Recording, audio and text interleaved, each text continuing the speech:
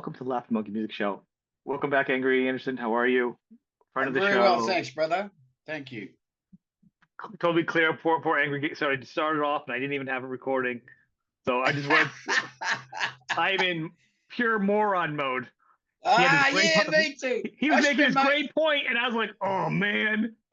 I spend most of my life walking around in what I call a moronic haze, and I think it's safe like that. We were talking about the social changes that are taking place in our respective countries, and they mirror one another as they have done for many years. People put it to, of course, of our involvement with the Pacific in the Second World War, but our relationship as countries goes back to the First World War. But having said that, we were talking about sport, and I was saying that I'd watched a couple of matches, gridiron or American football. This is many years ago, like in the 70s, right. And at first, that was the first time that we'd actually been able to see, not live, because we didn't have that live aspect as yet. So they were always replays. And, you know, there was football and there was basketball, which we were new to, and baseball. And we very early on had basketball teams in Australia. It's a widely played sport. And then later on, during the 60s, certainly in the 70s, we adopted baseball. But in recent years, I mean, say like 10, 15 years ago, like where I live on the northern beaches, or that's the area that I live in, there actually is an American football team that plays American style. So there are other teams. So it's a very small competition.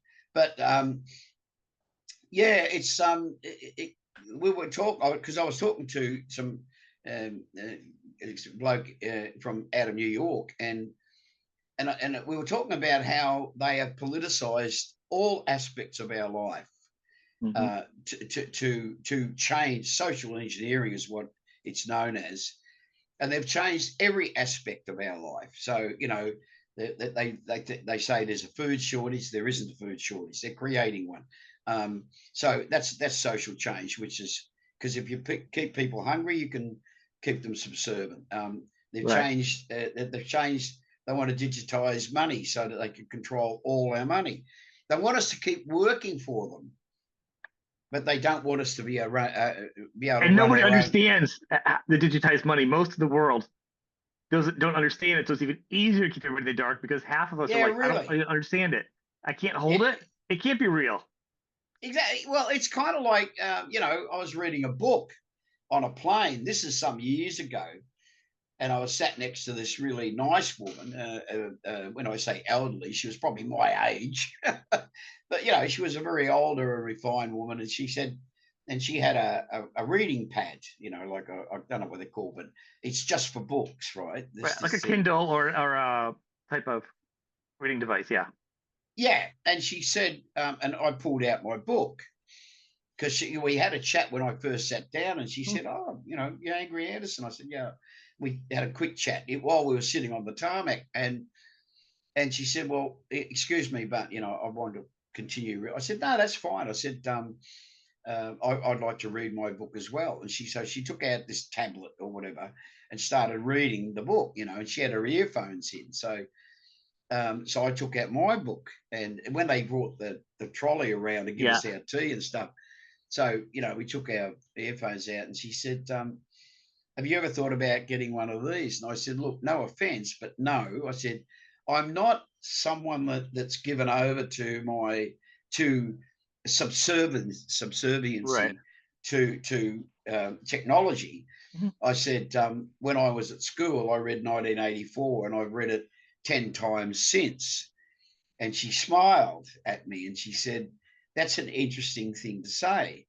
And I said, "Well, there's several books that I've read over the years, Zen and the Art of Motorcycle Maintenance, Future Shock, books that I read at the time that they were contemporary at the time for that time. But they held wisdoms, and they hold wisdoms that reveal themselves years later when you've expanded your own capacity to absorb what they're saying and reevaluate it on your own terms, because your thinking has changed over those years too. So there's certain books that I've reread 5, 6, 8, 10 times or whatever. And I said, so I realized that that Big Brother was talking, the principle, the concept of Big Brother was talking about control, and he was alluding to a technology that didn't exist yet. It was just that he was thinking outside the circle or square, right. whatever you want to say, and he was imagining a world that was benefiting from technology, but also there'd be a downsize. And I said to her, I remember reading a book about the Australian guy that was part of Einstein's team when they were working on nuclear fission or atomic particle explosion, Right. and then they moved on to the bomb. To hydrogen bomb, right. etc. But they started out working on atomic fission, and when they discovered that they could create, an enormous, unbelievable, powerful and destructive explosion, and years later, they all bemoaned the fact that very, very quickly the military stroke the government, but the military got hold of these things, and instead of using them for like limitless power cheaply for the masses, in recent days, the whole Tesla thing has become, right. through social media. All of a sudden, we're aware of a guy that not only theoretically, but he built machines that could have arguably supplied power, electricity, to every household for every purpose, free of charge, just by having a conductor on your roof, and you tap into God's gift, the wonderment, the divine. So, but they have to. I mean, when they say you have to, I mean, what they've done to us historically over the years they've taken the gifts.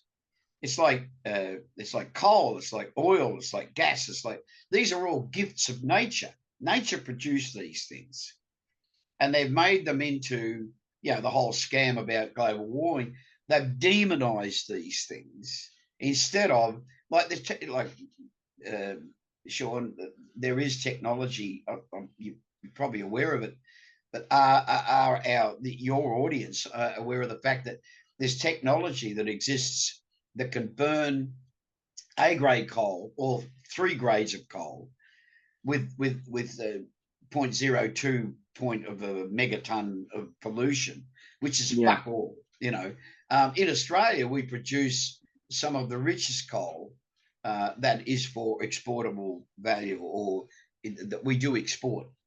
And when they say, China's the biggest polluter, China will be buying all the coal that we can produce, because they don't want to use and they are building, they're building like 100 coal power generating plants a year, because they realize that there's this almost limitless supply of coal around the world, which is yet to be exploited. So the developing nations like India and Africa and China that want their millions and millions of people, they want them to have power. Yeah. They want them to have a better life. But I mean, ultimately, at the end of the day, they want it because they want to sell them TVs and fucking microwaves and a kettle that boils in 3 minutes and fucking, So you can't have all that shit without being able to plug into the wall. So it's a monetary driven thing. But, that kind of thing liberates people in a way. So what they're going to do is they're going to limit the amount of power, because they can't stop the march of time in so much as that, that we can. But what I'm saying to you is that most people, and of course the green people around the world, and particularly in Australia, because they're so militant, they will not accept when you say, yes, but this technology that exists and has existed for 20 years, and they're perfecting it year after year after year. We can burn coal from now until like 1,000 years hence, and it'll be so limited in its pollution that it's negligible, and it's acceptable, and it's doable. They won't accept in Australia that the government in opposition has said, well, when we get in, we're going to look at building low yield, small atomic reactors. So there'll be like 10 in every state, and it'll be cheap power. I mean, yes, expensive to build, but once it's up and running, the investment pays off. And people just can't and won't accept the idea because the propaganda has convinced them over the years. Like it's like the waterways. I mean, there's this clown, what's his name, Klaus fuckface out of Oh, I don't even know his name. Yeah, that fucking criminal. He turned around and said, like, for their own good, we need to take control of all the water in the world. And they've, over the last 50 years, they've been slowly doing that, eroding. Gone will be the day where all we've got to do is pay our water bill and we have total access to as much water as. So didn't they just find like an ocean? Didn't they find like an ocean under the ground recently? Like another ocean? Oh, all the way around the world. You know what I'm talking about? Like recently, they just said we just found another waterway. There's one here, like, and we're talking millions and millions of mega whatever they measure water in. But there's waterways because of the way. And I was watching this doco. This is some years ago. That a guy, the political party that I was aligned with, there was this guy who he was a farmer, and his father started out the mismanagement of water in Australia because he was a farmer, right? So he had this interest. Anyway, his son took up his work as a scientist. He went to uni and did a science degree in agriculture and husbandry, like so, because he wanted to advance the cause of farming. Mm-hmm. And he knew that the vital component, obviously, two of them is fire and water. It's the sun and water.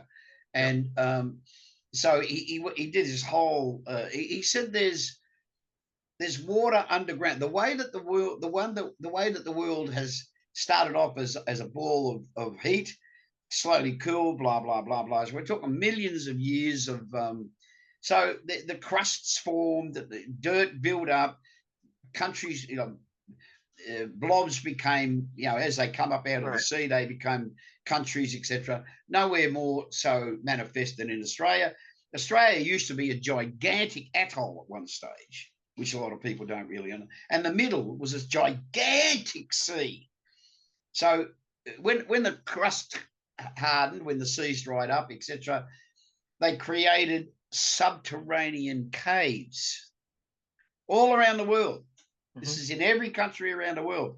And over years, millions of years of this water sifting itself through sandstone and rock and blah, it lost its salinity and it's become pure water. It's some of the purest water, if not the purest water on the planet. And they won't let you touch it. They won't let people bore into it. They've stopped all that in Australia, or most of it. You can't now. I mean, farmers used to buy a property back in the day. We're talking, like since settlement, and then they buy cheaply on the edge of the arid part of the country because, as you know, Australia is a coastal dwelling. Like 10% of the land space is all that we occupy is all on the coast, and it's got this huge. The rest of it is just dangerous animals. As your guitarist Ronnie said when he was on, he goes, Australia is where the devil keeps his pets. Brilliant line. But yes, he's true. That's Ronnie for you. Right. That is your guitar player. Yeah, no, he's absolutely the devil keeps his pets. Yeah, we have that notoriety, unfortunately, but our but anyway, I get your point. Yeah. The thing about it is that there's a lot of things about life that we as a population we're being told less now than we were 100 years ago. Do you think? Well, first off, it doesn't. Even if we get the coal, we get everything cheap, whatever, right? It's nice. There's still whoever's in power is still going to charge for it. No one's ever going to give it away free because there's always that 1% making money, whether it's this group now or that group, regardless of how much it costs to get it. It's never going to go out to the Well, people for well, a good price. That's the like thing about it, the concept that we're talking about here, or that I'm trying to, get across to your viewers, is that once upon a time with electricity, with gas, which they're slowly outlawing in Australia, and we have like gazillions of cubic feet of gas, which we sell to other countries for fuck all. Now the government has told us that we have to buy back what came out of our ground. Try and get your head around that. Anyway, I can because I have and then thought I have solar panels. I got a battery because why I have solar panels without a battery? I had to fight for it. Last one in the state of my state that was allowed to get batteries installed in the house because the electric power they got to download it. I get the power, they get it, they sell it back to me, I sell it back to them. I have restrictions on how much power I can get. I can power my whole house. I got enough panels. I wouldn't even need to be in the grid, but legally, the way I'm wired in, there's rules about it that still keeps me tied in the whole buying of electricity back and forth. I'm like, what is going on here? Well, So see, I have it on getting a back, small level. the whole thing about electricity and gas and water is that what we used to live under the system where you pay as you use. So we have this thing in Australia, water rates. We have electricity bills, we have gas bills. As long as you keep paying, you can use as much as you like. What they're talking about now is restricting your use. What? So when that Klaus clown in the UN, the World Monetary Fund and Health Organization, he's mixed up in all that shit. When he gets up in the UN and says we need to take control of the water, he means we will be in control of how much you use. So in Australia, they're bringing these things in for water, gas, and electricity. And as I said, they are actively trying to get rid of gas because they can control electricity easier. Is that there's these things called smart meters. So they're derivative and driven meters that calculate how much power in it. But so you'll be cut though? It'll actually cut you off? Well, they've already done it in some of our what we call the outer western suburbs. During the last 2 summers, they've shut down because all new houses that are built have to have smart meters. I don't have one, and I'm resisting it. I'll resist it as long as I can. But what they do is that they have limited the power of the grid to these certain areas. So we're talking about out west. I live near the coast, so it's always 4, 5, 6, 10 degrees cooler here. But out there, there's not the foliage that we have here. That we don't have. They don't have the sea breezes. They're on flat land. There's very little, no trees. I mean, so they're always 10 degrees hotter. What they've done over this summer that we're having now and last summer is that they've limited the amount of power that the household can have. So when it becomes really, really hot, everyone turns on their air conditioning. So they say, no, we can't. We've got to shut down that part of the grid. You can't use your air conditioning because we need it for the hospitals. Wow. Because that is bananas. I gotta tell you something. I don't know if you realize this is funny. You were actually no power for Bartertown. Yes! You were working for the other guys. No, well, the thing was. Come on, that's funny. That is kind of funny, though. You think about it. You're in Bartertown now. Well, actually, that's the point. And I think George was. I know George well enough to know that he was. He built into the Mad Max. Not so much these days because they've turned into IG driven. Yeah, it's changed. It's not the same. It's not the same. Not my Mad Max. No, I've seen the last 2, and apologies, George, but they're movies, but they're not Mad Max movies. They're not the same. yeah. rawness. I watched them once and I thought, and I never need to watch them again. But I've watched the first movie 100 times if I watched it once. It makes you uncomfortable on some level. There is such a fear when his family goes off and that whole thing and the gang comes. It's still loneliness Yeah, fear. There's something different that yeah, there's no effects. It's something yeah, very, yeah. you know what I'm saying? It's You can't it's get that. ominous. It's Yes, ominous, it's horrifying. foreboding. It's a foreboding, and um, yeah. I mean, the the way that a society changes and it turns, normally, just not when you say normal, is it normal to be aggressive? No. There is the capacity to be. It's like, so many people that do podcasts these days say that the absence of strong men means a weak society. So men need to be physically capable of violence, but not use it as a way of an answer to everything or whatever. But they need to be capable. And there's a great wisdom, and I think it's Chinese. I think might be Japanese. Um, I'd rather be a soldier, or would you? Yeah, it's preferable to have a soldier who works in a garden than a gardener trying to be a soldier. Because what it's saying, obviously, is that the soldier has chosen to work in a garden. Right. So he's producing food, he's producing flowers, it's beauty, whatever, but he's capable of being a soldier. The alternative is a gardener who is not capable of being a soldier. Right. So the soldier who chooses to be a gardener is necessary. It's like, some of these podcasts you see these days, particularly out of the United States, is where they I love them. They're very entertaining, but they'll say to these panel of women, "Do we need men?" No. Nah. Well, okay. Who builds the cars? Oh yeah, but we can do it. Yeah, but you don't. Who builds the bridges? Oh, we can do it. Yeah, but you don't. Who works on the oil rigs to supply power? Oh, we could do that. Yeah, but you don't. I've sent some things to come out of China about how they're building these incredible structures over there. I sent them to a few mates of mine that we Right. share these common interests, and these impossibly bridges that are spanning from the top of a mountain to the top of a mountain. I'm These gonna are have to get on this mailing list of yours. This sounds pretty. I'm missing out on some stuff here. well, mate. These are what China is doing.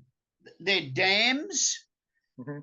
We talked about their power stations, but their dams, their roadways, their cities.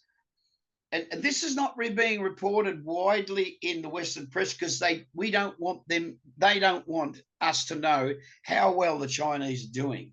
But they're building extraordinary structures. It's like there's a mate of mine who's Ukrainian, and I've got another good mate of mine whose parentage is Russian, right? So they have family in Russia and Ukraine, etc. And he sends me pictures of modern day Russia, and they're building structurally, physically, a utopian existence for their people. You're saying Russia? Yeah, but the pictures we get are of the outlying places which they haven't yet got to, and or old footage that's been digitally doctored. As you know, you can Photoshop anything these days. Oh yeah. Yeah, the same. So this mate of mine who is Russian. What about the finances for that? What have you then Russia? I've heard Russian finances are weak at times Where did overall. you hear that? Well, I'm talking. I'm asking you. Where have you heard? I've read. Well, I'm I've hearing read from. from. I read. I don't read like American sites. I'll read as many different places as I can. I don't source Mm, out one place, and mm, everything always seems to focus that mm, Russia is not obviously focusing on the poor, just like us, but they're not as financially solvent as they put out that they are, and that's mm, prevented them. That shows in the military. That does show in the military, and there's certain mm, things that it has shown. So that mm. concerns me. China, on the other hand, really good at keeping its hand and cards close. So I do. Absolutely. Russia's kind of But hard see, because they're. I mean, we saw with Ukraine, the army. They're actually bringing in other soldiers because they're not as mighty. I mean, they're huge. Russia's huge, and now they're still bringing. Ukraine's not that big. So I'm not talking about the morals of the war. Like, we're not getting to that. What I'm saying is, no. but what I'm saying is that the financial aspect of Russia doing that, it's not just about bringing extra bodies in, and it's the technology and where they are. They're just not there. And you would think if you had the technology, you would have gone in and cleaned up and taken it right away. That's a thought on the Well, argument side. I don't have it's a horse in the race, it's so like I mean, it's like Zelensky's been going around the world saying we've been painted as the bad guys. We were supposedly, and he got up in the UN just recently and said, United States of America under Biden said they gave us 200 billion. He said, I can account for 70. Where did the other 130 go? I haven't heard that, so I can't really speak on that on Well, either side. it's on social media. I mean, Yeah, whether you believe it or not, I don't even know at this point. the point is, yeah, exactly. I That's really that's don't. I that's really don't know because my hands are not looking at the books for either of them, our yeah, government or exactly. theirs. Exactly. It's like when I got a mate who's a Syrian, and years ago, when we first started to hear the war in Syria, and I said to him, I said, Bass, we're hearing about this war in Syria. What do you hear? What do you know? He says it's an intervention. It's they're starting a war. He said, and he gave me the reasons why. We won't go into today because it involves intervention from superpowers. But the thing about one of the explanations, apart from Russia protecting these pockets in Ukraine, there are other nations, India, China, obviously, India, and even African nations that want to resist the expansion in Europe for their own economic reasons, trading, blah, blah, blah, of NATO. And they were always against the expansion, which is what caused that war, was to try and annex Ukraine. And as long as there was an agreement that NATO would not expand, but so you can't bring in the New World Order without that expansion. You can't unify Europe without having every country toe the line. Well, the one country they know they can't bring to heel is Russia.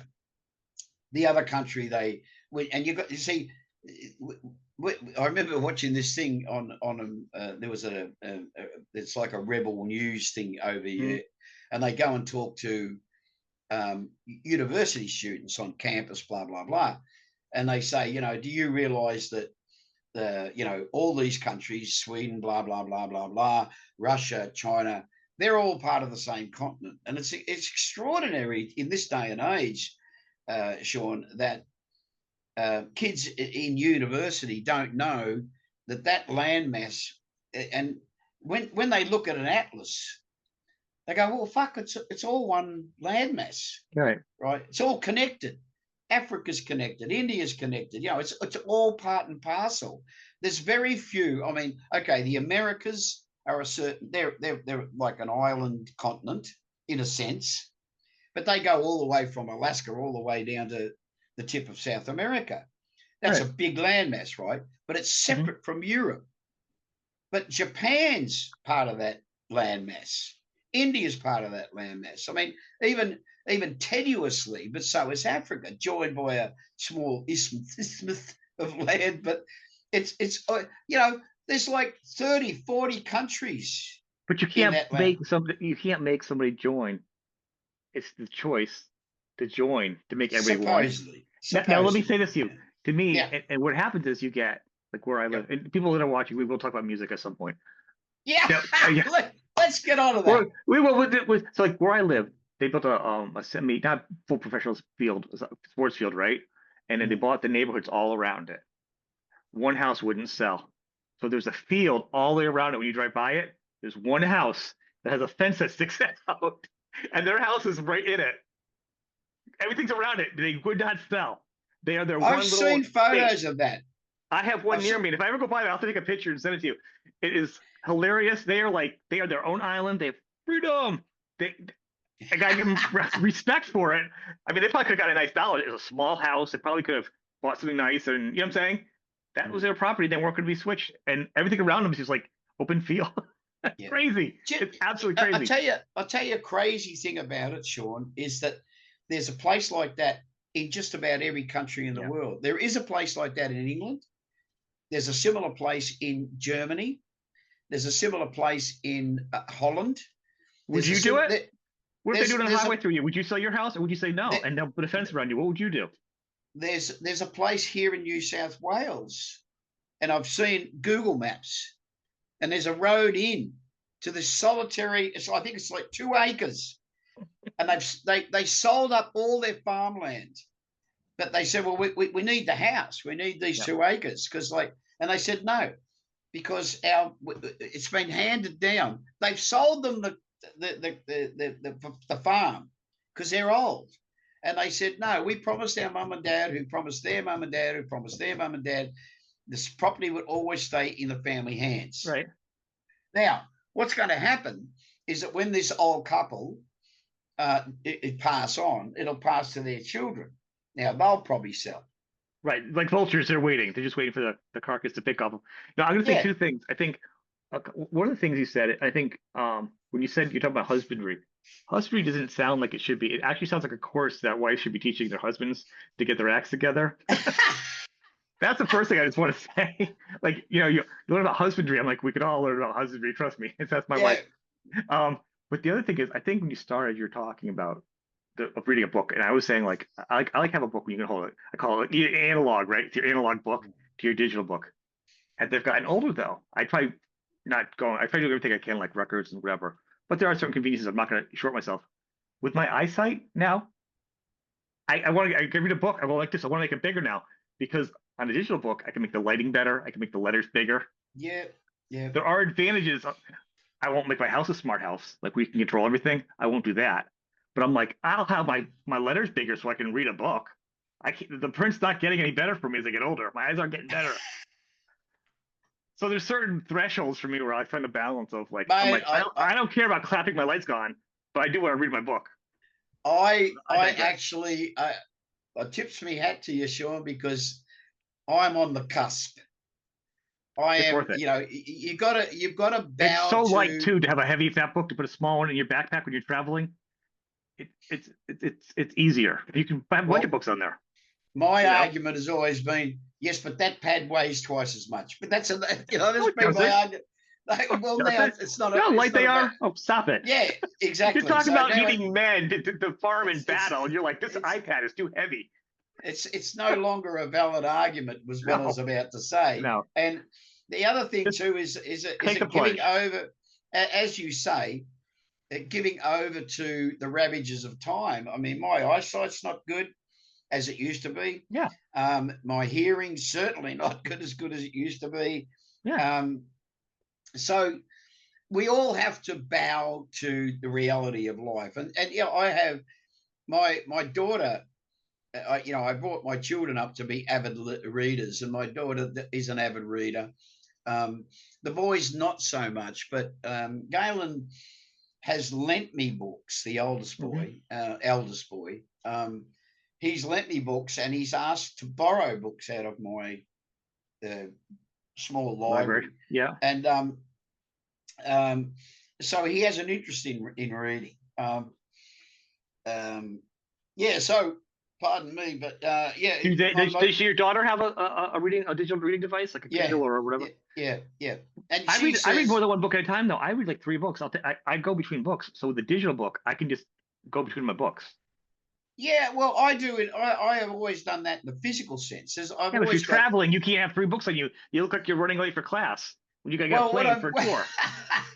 Wait, but on my bedside table, there's anything up to a half. There's anything up to a half a dozen books on different subjects, because I like to keep that stimulus. Which is what I do too, and that's why I succumb to digital, because it makes it palpable for me to keep doing it. Yeah. Well, I've realised that, I think I did tell you about this one. I have a great collection. I've got a collection of authors that write about the Romantic era of sail. And and years ago, a very dear friend, we were on a plane, and he said, I've always wanted to read that book. And I went, okay. I said, well, I haven't started it. I said, what are you reading? And he said, I'm reading a book by Patrick O'Brien. And I said, yeah, this is years, like 20 years ago, 25 years ago, whatever, might have been longer. And it was one of the Patrick O'Brien series, which Right. Russell Crowe made, the Master and Commander from. Hmm. So we swapped books. And you hadn't read it yet, huh? I already have anxiety hearing your story because if I have a book, I'm like, don't bend the pages. I haven't read it yet. Don't use up my words. So continue. Sorry, I just. Well, I became addicted because I fell in love with the movies of Horatio Hornblower, and Gregory Peck played Horatio Hornblower in I think the movies were made in the 70s, but Horatio Hornblower, they've made a TV series out of him, but he was a great seafaring captain. But it all stemmed from my love of sail, which stemmed from my early Treasure Island. Hmm. As a kid, I read Treasure Island, fell in love with the romance of, the great ships that sailed under sail around the world, The blah, blah, idea to blah. escape from the devil's island that you live on. Yeah, it's the whole romance story, and it Yeah. still exists in my ideology today. I mean, going back to the quest for freedom. I mean, why do we ride motorcycles? Because it's an expression of freeing yourself from the norm shackles, so to speak. Well, being a Um, musician and being an artist as a musician is what you do. You're traveling, you're creating, you're making a bingo, statement. You're like a bingo, musical politician on some level. I mean, bingo. depending on who you Yeah, are, you know, compared to some bands are more or less. They have more to say yeah, than others. You know what I'm saying? Midnight absolutely. Oil to maybe, another band that maybe not be so high up. You know what I'm saying? Some bands say more.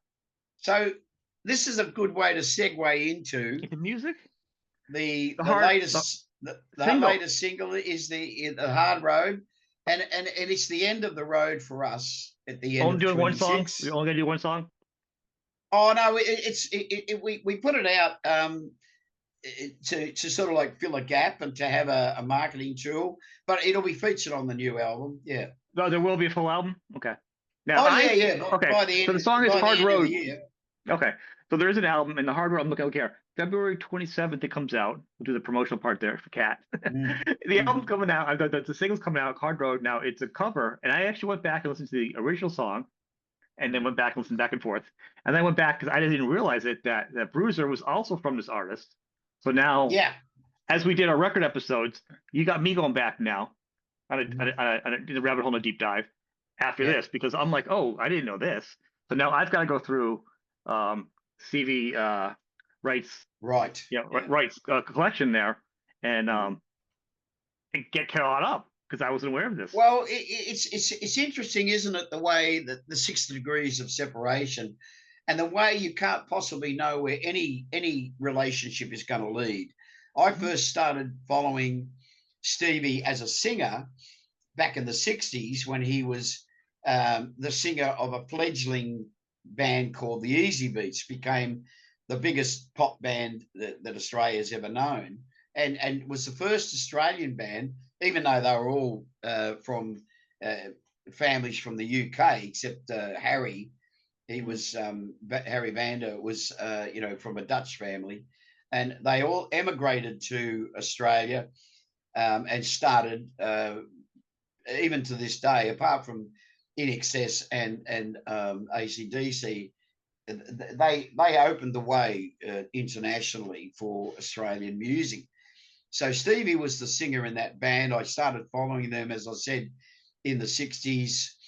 We struck up a casual friendship, but me being such an avid fan. All those years later, um, we join Albert's. I mean, there's the relationships between us and AC/DC. Phil goes to play in AC/DC. Um, there's always been a relationship there. So as the years have rolled on, Right. we get introduced to George and Harry. They produce our albums, as they did with AC/DC, etc., and with Stevie. Mm-hmm. They oversaw, played on his albums because they were bandmates. And when the Easy Beats broke up and he wanted to be a solo artist, um, it was like, yeah. So there is a relationship that goes back a long way. And when we were looking for, because Stevie was dying slowly but surely, when we did Black Eye Bruiser, and we did it as a tribute to him because he was a main influence on me as me being a fan of his. He became a fan of mine. We both ended up working for Elvis Records. We worked together when he worked in the A&R department, and there was the introduction to George and Harry. On a couple of occasions, was witness to them recording tracks with Stevie, with Flash in the Pan, which was the George and Harry produced and released albums under the name of Flash in the Pan, which it'd be interesting for you to Google up. But yeah, so the relationship with Steve. I will. Yeah, thank you. I I hope you will. do. I hope you do, because it's very, very interesting music, and it's part of the Australian musical history about how we've introduced. And George and Harry were largely a big part of that. I mean, so the relationship with Stevie goes back a long way. And when we recorded Black Eye Bruiser for the Blood Brothers album, he was thrilled to bits. I sent him a copy and he just loved it. And I said, a bit further down the track, we're going to do Hard Road. And I said, I kind of feel that song was, it was written for us. And he said, well, yes, it is. It was not for us specifically, but for himself. It was his expression about, but it was written for himself. It was written for me, for Bond, for a bunch of other singers that, not all singers take the hard road. Not all singers turn their back on everything that they knew to pursue, but most of them do. Most players do. You have to leave to take up that road life of rock and roll. To really succeed, you usually have to, Yeah. And it goes way back to, the early days of rock and roll, where they lived on the road, they toured on the road, their families suffered, so many performers combated the loneliness with alcohol and drugs, but whatever. But the romance, if you like, in inverted commas, of and so he was thrilled to bits that I said that we were going to cover Hard Road, and because he wrote it for all rock and roll bands. He was a very romantic guy, and you can tell that through his lyrics. I'm sure it's good though. Like, you clearly surpassed it for success wise. So doing a song of his, it's always going to be a songwriter having another band have success, as you know from Nice Boys. To have another band do your song, it helps financially to be a songwriter. Well, yeah, absolutely. But it can help him though. I mean, you're a fan of him, but you doing that kind of helps him financially too. Well, yeah. I mean, God rest his soul, he's passed when he was on, alive. but, I'm saying the first song. Yeah, the first song. Yeah. He and it helped keep his music alive, which is like, I remember watching this old interview, with Keith Richards, and they interspersed it with some clips of them playing with some classic blues artists, and they covered their songs, but more over, like Little Red Rooster and all that. They covered their songs, but they reunited or reignited the interest in the rest of the world in American blues music, roots music. You listen to all those early, which is some of my favorite recordings of the early Fleetwood Mac. Oh God, Now, that is the best. Peter Green. yeah, that lineup. Yeah, that's the best. That is like one of the best guitarists that everyone talks about. Oh, absolutely. But It's you so know, good. I listen to. I've got a few albums of Elmore James, and you listen to that, and it's like, you know, that Elmore James is Fleetwood Mac, as is Fleetwood Mac is playing Elmore James. You know what I mean? They loved his Yeah. music and others. Songs like I remember one of my favorite songs that I started to perform when I was very young was Bright Lights Big City, which is the Animals, Mhm. the English band the Animals, and it led me back to look back where what's the origins of the song. And I was already aware of people like Howling Wolf and Big Bill Bruiser and other blues singers, but it caused me to go back and look at their repertoire, so to speak, Right. and find all these great Treasures. songs. Yeah, great songs, treasures, absolutely. And so that was the English blues players were nodding respectfully to their roots, which was the American blues music, and they were able to give it a different personality, if you like. Hmm. But you listen to anything like Stevie Winwood's ever done. I was listening to Blind Faith the other day, like on disc, and Yeah. What a great album. um, The live one and too. The live Hyde Park is good too. The whole thing. What a great oh lineup. yeah, yeah, beautiful, because they were beautiful musicians and they played beautifully live. Was Blind Faith, Traffic. I put Traffic Hmm. on because I thought I had a bit of a Stevie Winwood thing going, um, Yeah. and yeah, so Hard Road is our nod to one of our great singwriter performers. Like someone said to me the other day, they said, "Do you think he influenced your performance?" I said,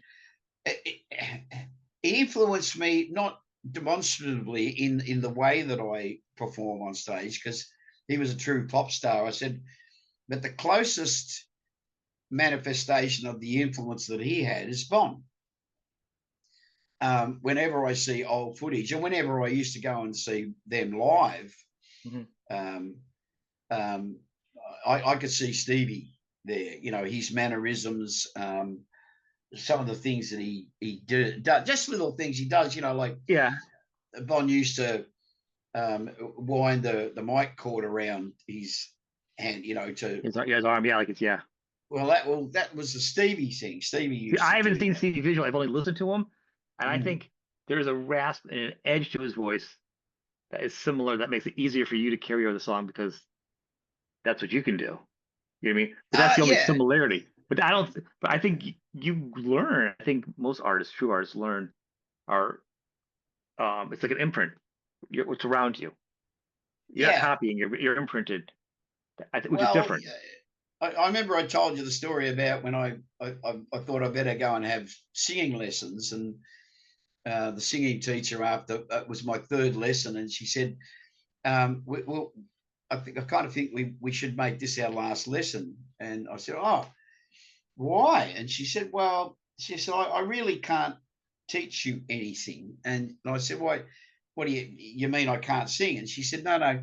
She said, you want to sing like a black guy, like you want to sing the blues. You sing. She said, you singing from down here. She said, I'm trying to teach you to breathe and sing. Uh, The breathing technique, and you sing with the throat, with the voice, with the vocal cords. which now And generally for people, like I put a pin on this for 1 second, makes you sing and last so long, and you can sing for years. And most people sing the way you sing, burn it out, or raspy, can't sing. But damn it, you have not blown out your voice doing it that way.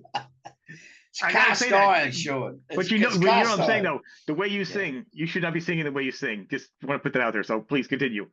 I gotta Thank add you. that. I take that as a compliment. It But is totally a compliment. That's so strong, your voice. Oh my God. someone said to me just a week ago, when I started doing, these building up for the release of the single, etc. And they said it was an Australian journalist, and she'd come along she said, I remember seeing the band years and years and years ago as a young girl at university, and she said it just wasn't me, she said it was all too in your face, Yeah. too, she said, so I haven't seen the band for many years, she said, but I got to say, in recent years, I've seen the band 3 or 4 times, and she said, she said you haven't like. She complimented me by saying, the wine analogy, you're mature with age, but she said, what do you think what do you think it is that people keep going? And I said, I was going back to an interview that I saw with Sammy Hagar, who, as you know, is one of my favorite singers. Which And we've talked about. People go back. We've gone on that one. We love Sammy's yeah, voice. yeah. And he was talking about his the legacy. He was talking about his time with Van Halen and Montrose, right? yeah, because I remember saying to Angus, I told you the story. I said, did you ever consider Sammy Hagar, as a singer? And Angus said, fuck no, never did. He said, but good choice. He said, I don't think he would have fitted with us, which is possibly right, because Yeah. I think they were looking for, because of their background, I think they were looking for a UK singer. But anyway, Yeah. I mean, having said that, Sammy would have, just fucking sung the shit out of all that stuff. I mean, Oh, he's totally. such a great singer. But yeah, he was talking about what keeps him vital, vibrant, Hmm. viable, or creditable for that matter. He said it's you don't let technique, or you don't let get in the way of where the voice comes from, which is the soul. I mean, Yeah. what he was alluding to was that in other words, and I think it's true. Like, you look at the Rolling Stones and they're like 80, and Mick Jagger's 80 years old and struts around like he's a teenager. He just looks old, but his soul, his He's young. persona, what He he exercises. brings. He's got a crazy plan of exercise too. He's out of control. I can't believe how good he is, like in shape and vocally. Yeah, It's unbelievable. he can afford the most expensively wonderful drugs in the world. He I can, mean, but you have something, and the same thing as Sammy does, and it's you also this. have but you also have genetically your voice. There's some people that try as hard as they can, they just can't do it. You've got some genetics and soul. That's why it's probably gotten stronger on some levels. You know what I mean? Sometimes it's like success is 99% working hard and 1% just being there, being lucky at the right time. You know, but with That's you, I pretty do think much. I think you're given a gift though. I think your voice is a gift, and I think you've Thank you. I taken do care of, too. Yeah. and you've Thank taken you. care of it. Yeah, and you've taken care of it. So you did have, but you didn't like waste it though. You know what I'm saying? Or use it wrong or beat it up. You've taken care I of it. I I believed foolishly in the romantic notion, and I remember um, it may have been. I remember, well, I mean, lots of interviews with people over the years, but I can't remember who it might have been Waylon Jennings or someone like that, but someone Mhm. said, like, you smoke cigarettes and you drink whiskey, and he said, is that, like, you're not worried about that damaging your vocal cords? Or it might have been him or Willie Matt Nelson, but it was around Right. about that time, because it was, when the Highwaymen first came out, and I was passionately in love with the Highwaymen. And Because that was still outlaw country, not this glammy stuff.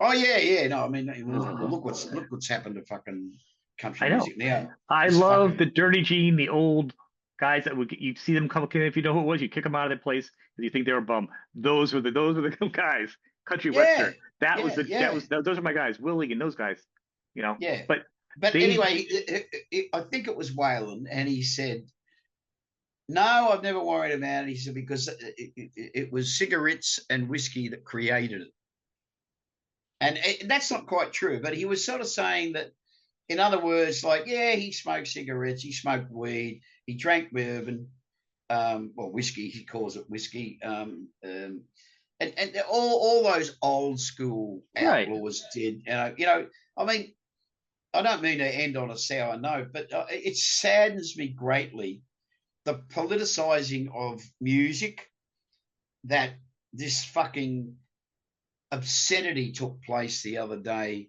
at your Super Bowl, an Australian's view. So forgive me, folks. But that thing, what's her name? Won country music best song of the year or fucking Beyonce. Yeah, I've heard a oh lot yeah, about. I went back and I actually listened to the album. I wanted to be open-minded, right?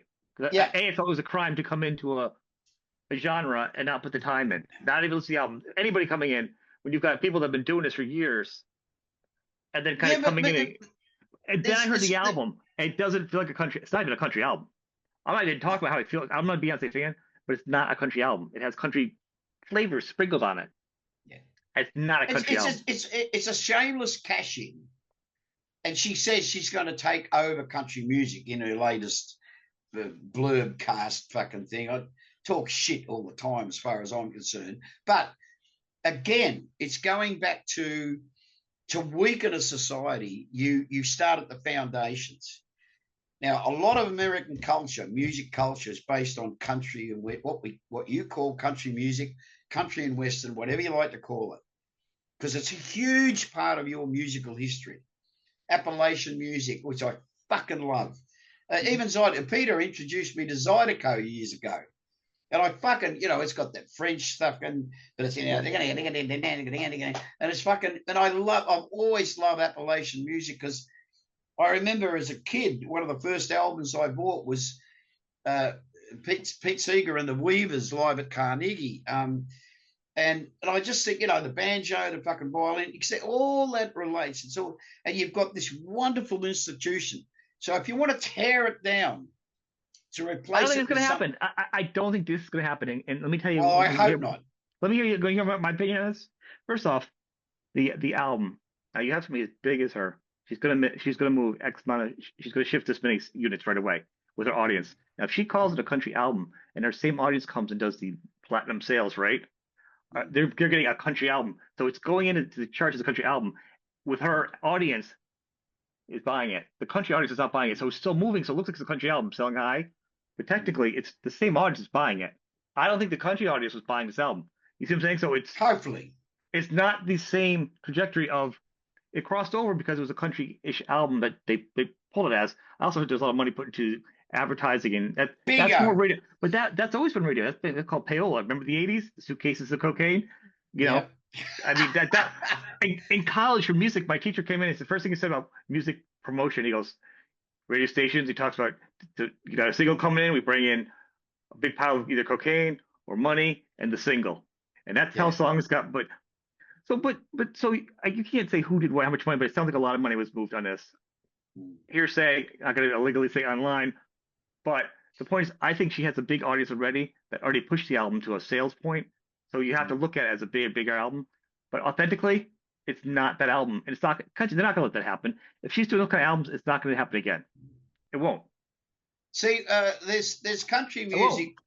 There's country artists that I follow, which are not mainstream as yet. There's about half a dozen of these wonderful family groups where they're teenagers or early 20s, a couple of really gorgeous looking girls, and there's a couple of blokes that I follow. One guy's quirky The cow sills, the looking, Von Trapps. and they are fucking just extraordinary, Yeah. beautiful, natural 3-part, 4-part, but 3-part harmonies. There's these two blokes I can't remember their name, but now he's a quirky looking guy. He's got a bit of a nerdy haircut. His partner wears the cap backwards. He's got plaits, and they sing 2-part harmonies. And they sing topical songs. He's writing songs. He's being a social observer, and he's writing songs about what they see, what affects them. But they've got piles of talent, and you think, like, you have such a wealth of exemplary, of Music. extraordinary artists, and that wannabe gets one of the highest accolades that there is to give, when there's hundreds of well-established artists that could have got it, and should have. That's this is a lot about money, or what do you say? Yeah, Where the child absolutely. guy, they like maybe did one line that has copyright song, has a line in one of the songs that they did. Another child gets a Grammy because they're a co-writer. They had a lyric probably or something on a song, credited on a song that got a Grammy. So they're like 1/9 of a group of people as a child that gets a Grammy. It's not real. It's not. You know what? And that's the whole thing. It's not real. Real is you go into the club, you play in this, you do that. You Yeah, know what I'm saying? This is not going to last. yeah. It's not going to be country music. It's going to get pushed out because it's not real country. I hope so. Unless she all of a sudden just gives up all the different music because that's not a country album. I never listened to her music. I listened to it. It was hard. I went to the Willie Nelson. I love Willie Nelson. Like pushed through it, and I was like, I had to skim through it because it was killing me the album, and it was horrible. I don't like the album. It was just horrible. Yeah, To that see, point. the other thing too is that, when you allude to that duet thing, I mean, that can either work or it's just a cheap shot. I I mean, think Willie tries to do duets. He's known for doing duets. He's always tried to push the boundaries and be open to different types of music. So I give him a pass. I get it. I get it. He's also 327 years old, so I just give him a pass. Bless you, Willie, and I hope he lives for another 100 years old. I hope he lives for 100 years, please. Yeah, absolutely. I mean, one of my favorite albums of duets is, I've got that the Shaman set, Santana, Mhm. and one of the discs is just Santana, and then Santana with all these guests doing Yep. duets. And because, whether it's to his credit, because he was so artistically in control, but none of the songs that he allows these introduced singers to come into and sing on his tracks, that all works. Well, they're honoring When the song. They're honoring the song, though. It's not about anything besides the song. it just works beautifully. So that collaboration, in other words, is not only worthy, but it's worthwhile, but it legitimizes itself. Whereas sometimes I think people that want to prop up a fading career. Always, it's been a pleasure. I've got to go. Okay. I've got more to do with my day, which is I've got to follow. I'm going to do another. I'm just going to have a snack before I do my next interview. Well, I'm glad we could chat. As always, brother, it's an absolute pleasure, mate. I love our get-togethers, and I'll leave you with a tidbit. Someone said to me, so that's the end of Rose Tattoo. I said, as a full-time, so to speak, full-time performing band, we may do the odd run here in Australia, or if we get invited back to do the Monsters of Rock cruise. I was hoping you're going to come over to my house and play my porch because you're not touring America. I hope so I could see you finally. Well, when I say unfortunately, we've got those 2 nights at the whiskey. So we'll make ourselves. But I did say to the boys, let's keep writing, and if the songs are worthy, we'll keep recording. Because budget wise, it's become a lot easier now to record albums, etc., or songs. So even though we might wrap it up, well, we will. We're going to hang up our boots New Year's Eve 2026. We won't cease to be a band entirely. We'll still don't do that because you might want to play out a gig once in a while. And listen, if you retire, how many people have retired from their careers, and a week later they're dead? This is how you're going to stay alive forever. You're just never going to close it. No, you'll be around forever if you just don't put the final dot on it. Yeah. Well, yes, I thank you, brother. That's a lovely thing for you to say. But yeah, we won't entirely divorce ourselves Right. from what we love the most of doing. I mean, the boys in the band will go on to be in other bands because they're all such good players. Right. Ronnie's got his own band, the Redback Hmm. Spiders, and I think he's talking about maybe even going back to live in Los Angeles, or at least taking the band back there for a while. Mick, has already been offered, the slide player Mick. He's already been offered a couple of other Gigs. bands that have sort of said, "Well, you're finishing up with that, so consider coming and playing with us." DeMarco will always be in demand because he's such a great drummer. And Geordie, who will be back next year to play bass, he'll always be. He's got his own personal project. He's got a jazz blues band with his wife, and so life goes on. But you never say never, and you can never tell what's going to happen, what the universe has got in store for us. I agree. I like the idea of your schedule freeing up a little bit so we can finally do our show. You've caused so much controversy with your when you talked about the Tats and AC/DC. There have been more people complaining about and questioning the timeline that you said back and forth with each other on my page. It's incredible. Like they're like, this wasn't the date. This wasn't the date. Oh my God. We'll have to catch up and talk about it one time. It's okay. People are pretty crazy. What sort of dates are we talking about? You were talking about when you came in. I'm like, and why the Tats never toured with AC/DC and stuff. And then people are like, no, they did. And the people are like, no, this is the date. They didn't. I know that, but then it was like a back and forth. I'm like, did you just not listen to the singer who was there not tell you they didn't do it? And you're going to say that you were actually there? Oh yeah, it's a whole. The members of, as I told you, so the truth is the members of AC/DC. Phil came from my band, Buster Brown went into AC/DC. Mark was playing bass, and he later recently played with the Tats. They are the only other members of any other band that have ever, the band, we as the Tats, wanted to or allowed them to come up on stage and play with us in jam sessions. There are many. There's even some footage of Malcolm playing. Bon got up and sang because the early Tats used to play a lot of like stuff, Eddie Cochran stuff, Gene Vincent stuff, Elvis, whatever. And Bon knew all those songs. So it happened a lot in the early days that they would get up and jam with us. And it's the only other band or members or musicians that we ever, because there was this brothership between us right from the very, very beginning. Oh yeah. And let's face it, if it hadn't have been for Malcolm and Angus, but mainly Malcolm and Bon pushed George and Harry to come and see the band. And George and Harry, as soon as they saw the band, they said, we understand, we get it. Because every other major label had passed on the Tats in those days. And, we couldn't get, as we said, you couldn't give us away at a raffle. So,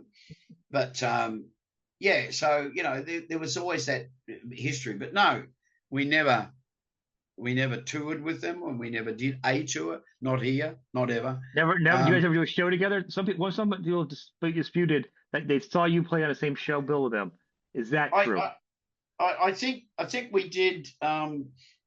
Back in the day, there was a there was a radio station that used to do concerts, tours, and because back in the day when the DJs were king, radio was like, so there was in every state there was a radio station, and they were affiliated with one another, and they used to put on big outdoor shows at football grounds or whatever, and we appeared on the same bill, but there was like 6 bands, maybe. Okay, so there is some overlap to what one person was saying to the other person. Yeah. Just for the record, for people out there, I'll put this clip up as a piece for people to stop disputing it. There was a couple of incidents where we did play on the same bill, Okay, but but we never a weren't tour. we never toured with them. No. Thank you for putting that out there. Angry, there's so many things we could talk about. I have a conspiracy theory I was going to talk to you about. You do, Love it, love them. you're the greatest guy. You chat with everybody. You give everything up to everybody. You've been doing the podcast. I'm sick of being a podcaster myself. There's so many podcasts out there. I'm sick of myself. Um, but No, you've thank got you for it. being on the show.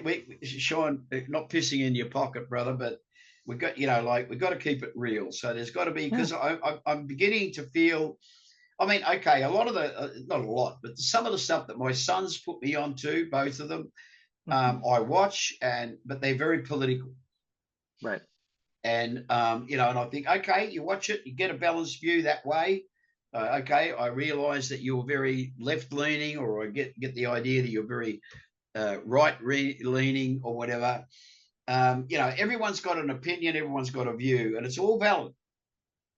So, I don't say no to anything. I don't close my mind. I try not to close my mind to another point of view, in other words. But there is an authenticity attached to people like yourself who understand the music industry, the business, but from a musical point of view. Well, thank you. I appreciate it. Because it's a two-part thing: show, business. Right. I've been on both sides. I never music. And I respect what you do, and yeah, and people check out the album, check everything out. And Angry, when you get settled in, I know you're promising out your time to everybody so much right now. So when you have time again, you want to sit down, we can catch up on some conspiracy theories. Because I want to hear this conspiracy theory, but I wanted to ask. I just put this in your head. You think about it, okay?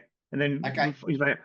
I want to talk about all the flying objects that we had in the East Coast near me, because this was where I was, New Jersey and stuff. I'm in Connecticut, so this was in my wheelhouse. What was going on? That's what I want to talk to you about, because that was pretty interesting. Okay. Put it out there, right? Let's get into that soon, because I love that. We'll do it. We'll find time. We'll find time this year between your work. On the road, people look at the dates, everything below. I'll post everything for people. Check out the band. Thank you, brother. Angry Rock Band. Be good. Thank you, brother.